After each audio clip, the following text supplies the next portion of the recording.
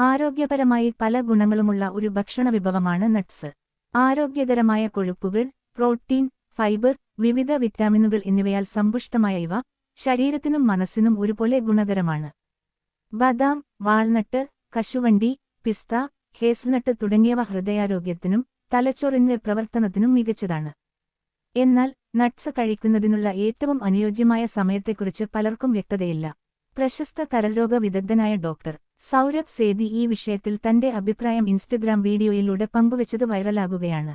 ഡോക്ടറിന്റെ അഭിപ്രായത്തിൽ ദിവസം ആരംഭിക്കേണ്ടത് ബദാം കഴിച്ച് ആകുന്നതാണ് ഏറ്റവും ഉത്തമം. വിറ്റാമിൻ ഇയും മഗ്നീഷ്യവും അടങ്ങിയ ബദാം തലച്ചോറിന്റെ കാര്യക്ഷമതയും മെറ്റബോളിസവും മെച്ചപ്പെടുത്തുന്നുവെന്ന് അദ്ദേഹം വ്യക്തമാക്കുന്നു. പൈൻ നട്ട്സ് കഴിക്കേണ്ടത് രാവിലെ 10-നോ 11-നോ ഇടയിൽ ആകണമെന്നും അദ്ദേഹം പറയുന്നു. ഇത് അന്നുള്ള ഭക്ഷണതാൽപര്യം കുറക്കാനും ഉച്ചയ്ക്ക് അധികം ഭക്ഷണം കഴിക്കുന്നതിൽ നിന്നും ഒഴിവാകാനും സഹായിക്കും.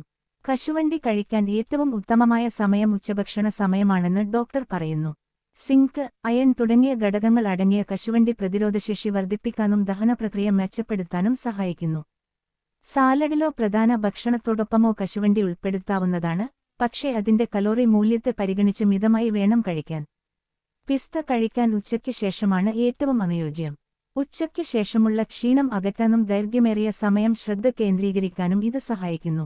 പ്രോട്ടീനും ഫൈബറും ധാരാളമായി അടങ്ങിയ പിസ്ത അത്താഴ സമയത്ത് വരെയുള്ള ദിവസത്തെ ഉത്സാഹം നിലനിർത്താൻ സഹായകമാണ്.